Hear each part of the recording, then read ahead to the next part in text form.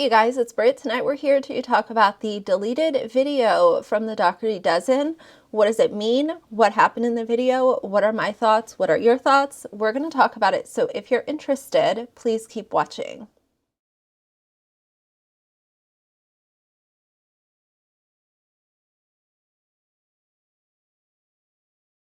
All right, you guys, so I know that my voice is maybe more annoying than other times for some of y'all, but as a reminder, I did get the beer virus, if that's what you want to call it. And I am trying to heal. I am still sick at kind of ebbs and flows. I'm doing my best. So I know that my voice is scratchy and maybe like nails on a chalkboard. I don't know. Sometimes it's like that year round for some of you guys. So just be patient with me. I have some energy and I wanted to make this video and then open it up to you guys. So Alicia at the Dougherty Dozen has exposed herself yet again. And first things first, I want to talk about the video that she posted yesterday where she was cleaning up her kids' rooms. And while I could go on a rant about having your kids help out with chores sometimes and how it actually helps your children become more clean and tidy adults, I'm not going to rant about chores today because we've had that conversation before. But when she was in the kinship child's room, the boy, and if y'all are new to my channel, I don't use her kids' names on my channel. I try my best to keep their names and definitely keep their faces off of my channel. But it's what she calls the bonus kids, the boy. It's a sibling group. The boy in that sibling group that's there through kinship, she was cleaning his room and went under his bed to find some clothing, which is totally normal. But then she ended up finding a pair of Crocs. And this pair of Crocs, she pulls them out from under the bed and says, "Whose shoes are these?" And then she goes on to fill in the blank for herself and mentions how the Crocs actually belong to this boy's girlfriend. These aren't even our shoes.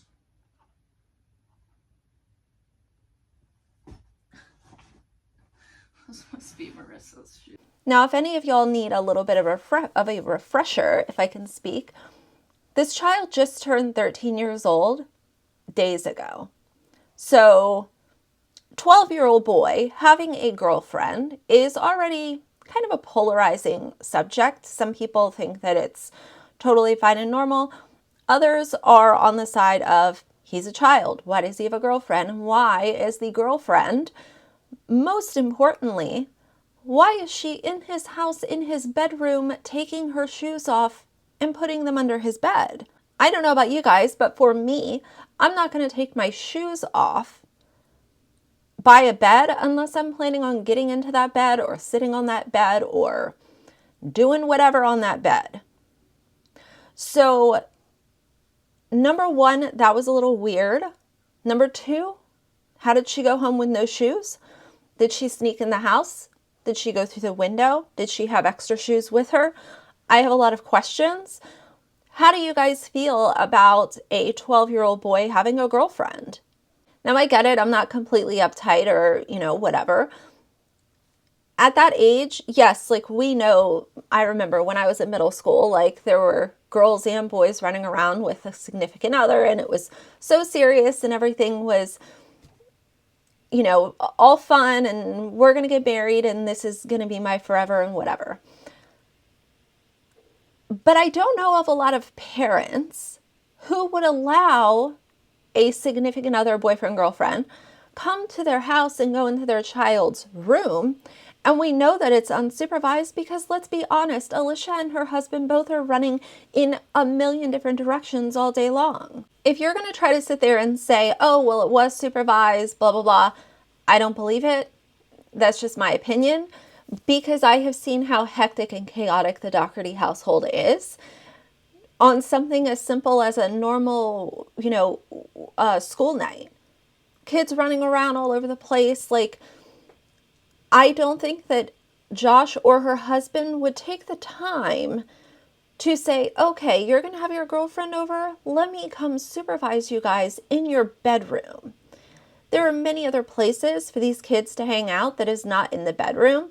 I find it inappropriate and very questionable that her shoes were found under this kid's bed. Now, before we get into the vlog that was deleted just, an hour ago by Alicia, I want to highlight a couple of the comments from that video where the girl's shoes were found under the boy's bed. This person says, ignore all the haters.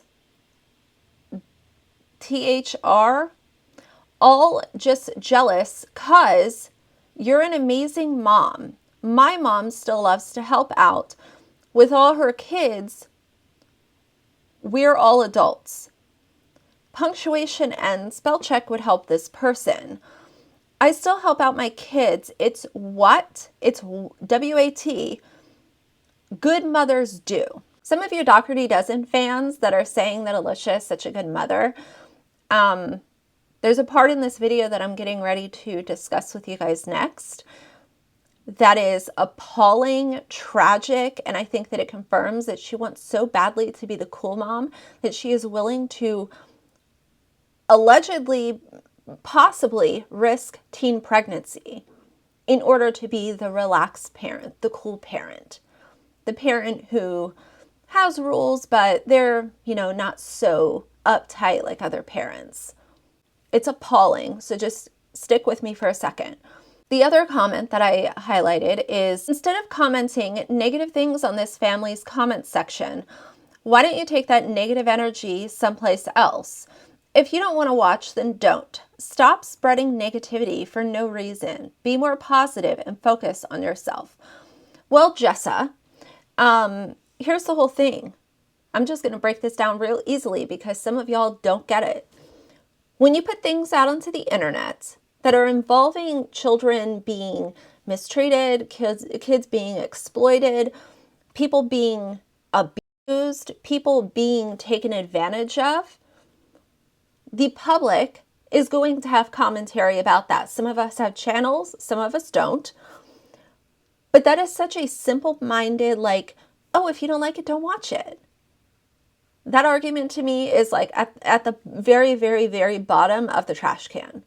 Now we move to today, where Alicia decided to share part 2 of the Kinship Boys' birthday party. And it looked like a lot of fun. Of course, she had to go buy a million freaking snacks because she doesn't have snacks at home. I mean, who would? Got some Dunkin' Donuts for breakfast. And I don't have time to go to the store today, so I did a quick online delivery order for all the snacks for the party. All right, groceries have been delivered. Let's go set up the snack table. So she buys all of this stuff, the candy, the chips, all of it. And as she's setting up for this birthday party in the dining room, she has her oldest child helping her hang this banner. And her husband, who had no clue that she was filming, he came around the corner and was complaining. He was very upset that filming was happening and he wasn't aware of it. Now, I know a lot of people are very upset that he said the word fucking on camera. I don't care. Curse words don't offend me. I couldn't care less. What, you're recording? Fucking tell me that. I'm recording. Thanks.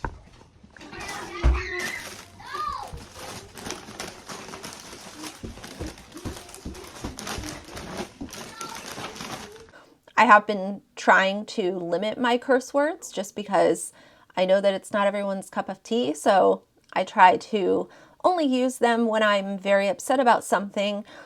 But I think that the same could go for her husband. Maybe that expresses how upset he was to not know that he was being filmed. Some of the comments, people were very upset that this word was left in and it wasn't edited out. I actually like the fact that she doesn't edit her videos, because what that does is it pulls the veil back at a more rapid rate. She is showing you who they are. She is showing you that this is not some white picket fence wholesome family channel. And this is what? time number 27 that we have seen behind the curtain of what it's like in the Dougherty household. Things are not wholesome. Things are not cupcakes and, Buffalo Bill's birthday cakes in that household. People are really upset that he spoke to her the way that he did. And you can be upset at that. That is your prerogative. But I want to relate this to the lack of privacy that Alicia gives everybody in that household. It's constant filming. It's constant replying to comments. It's constant shopping. It's constant, I have to vlog this. It's constant opening boxes and creating more waste. And it's all just this production of what she thinks being a, quote, foster family advocate is. And she's not being an advocate. She's not being realistic because, as we've talked about before, she makes hundreds and thousands more than what most people make in a year. She makes it in a month. Back over the summer, her estimated monthly income from YouTube alone was around $320,000. And despite her views being down, I still don't think that she's taken that big of a hit from her YouTube income, and that's not including TikTok and the brand deals that she does. So for me, that's not what being an advocate looks like. Being an advocate is being extremely realistic, showing foster families how to build a budget and how to make healthy meals and how to create a safe, clean environment for children that you're bringing in who might have traumatic pasts or a really bad relationship with their parents, or maybe they don't even know their parents. Showing them how to help these children live fulfilled lives that doesn't equate to a bunch of materialistic stuff. Giving these kids experiences and safety and privacy. So let's finish talking about this whole F-bomb thing, and then we'll get into what I think is the most appalling part of this entire video. Someone said, "Did your husband drop the F-bomb when he asked if you were taping? Not cool, especially around the kids." Now, people can get really upset about that. That's fine. But at the end of the day, when you are living in a household that is constantly being filmed, everything is for content. Everything is a TikTok trend. Everything is, I need you guys to participate in this, even though she has said that it's voluntary. We know that it's not. I don't think that the Dougherty Dozen fans should be directing all of their upset and anger at the husband for expressing himself in a moment where he was feeling frustrated. He didn't throw stuff across the room. He didn't scream at her. He said a curse word and moved on with it. So for me, I just think that it's not that big of a deal. The other comment says, "Maybe edit a little better next time. Dropping the F-bomb isn't a good thing for family vloggers." And someone responded and said, or maybe she should put the camera down for a bit so her husband isn't so fed up with her BS. She's the problem. Josh's reaction isn't. So people can get upset all they want at her husband, but I think that this was another preview of how some people are actually feeling in that household. You can't just run this family vlogging machine, because here's the thing, like, we've seen a lot of other family vloggers on this platform as well as others where they make a lot of content and they're very consistent, but the amount of content that Alicia puts out and the amount that she is filming is astronomical. It's actually crazy to me, and not in a complimentary way. It's just so much overconsumption of things and exploitation and blowing money and creating waste. And most people, when they're at home, they understand that, if you're a content creator, there are going to be parts of the day where things are being filmed. Things are going to be part of a vlog for next week. Most people understand that. But the problem with her is, like, she'll just turn on the camera and literally film whatever's going on. Like, it doesn't matter if it's noteworthy, if it's a celebration, if it's a trend, if it's a cooking video. Like, how many vlogs have we seen where she's just like kind of milling around her kitchen, literally not talking? The final part of my commentary about this situation is what I think is the most important. At the end of her vlog, she had the kinship child, because it was his birthday party, do her outro. You're strong, you're beautiful, you loved, whatever it is. I don't remember the rest. And you could clearly see that this child, because as a reminder, he is a child, had a massive hickey on the side of his neck. Not many people were picking up on this in the comments. I did see a few, but not many. And he went ahead and did that outro, and that hickey, you could not, I mean, you can't mistake it for anything else. Like, it's not a birthmark. It's not anything. It's very clear that it's a hickey. Now, if you put these puzzle pieces together where you have a freshly 13-year-old boy with a massive hickey on the side of his neck, and in yesterday's video, Alicia finding his girlfriend's shoes underneath of his bed, what does that tell you is going on? And I know that a lot of people want to bring parent shaming and, oh, you shouldn't, you know, whatever. Alicia, you're not the cool mom. You're not the house that everyone wants to come hang out with, and that's okay. Know your role. Know your role as a parent is to protect these children. Instead, you want to be liked so much by your son's football team, by people on TikTok, by your YouTube subscribers, by people like Auntie Lauren, where you're just sending yourself in every which direction will get you a little bit of attention. Kids need guidance. They need rules. They don't need to be left unattended as a 12-year-old with a girlfriend in their fucking bedroom. Now, I don't know about you guys. I'm going to wait to see what y'all have to say in the comments of this video. I am very interested to see the comments on this video.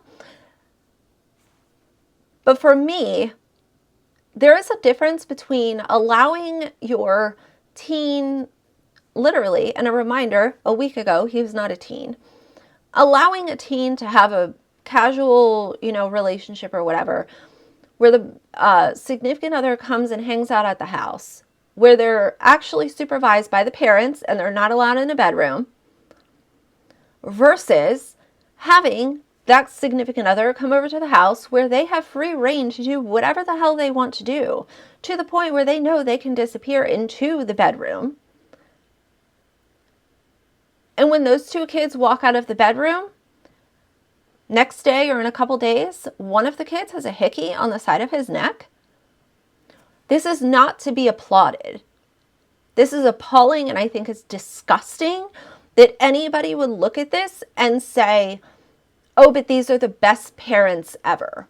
What is wrong with you? Now, my throat is starting to get a little sore. I need to make some more tea and relax for a little while, but I wanted to make this video for you guys because my DMs on Instagram blew up. If y'all aren't following me over there, feel free. It's the same username as my YouTube channel. And I think that all of us are just shocked. And okay, here's the thing. Alicia took the video down. I think she took the video down because of the F-bomb instead of the hickey on the side of that child's neck. And that's my opinion. That's alleged. It's a conspiracy. But I saw so many comments upset with her husband for showing his aggravation that the fact that everything is being filmed, like if Alicia is awake, something is being filmed, whether it's something for TikTok, Instagram, or something for YouTube. And I think that he's fed up, and a lot of people were very upset with that. But I think a freshly 13-year-old boy with a hickey on the side of his neck is definitely something that is not okay. And as a reminder, don't need to be a parent to think logically. And logic would tell me that that is far too young to allow two kids unsupervised in a bedroom. Period. So either way, those are going to be my thoughts for now. I'm going to edit this really quick and get it up for you guys right away. So for now, if you like the video, please leave a like and a comment. And if you'd like to see more from me in the future, please subscribe. I'll see you guys soon. Bye.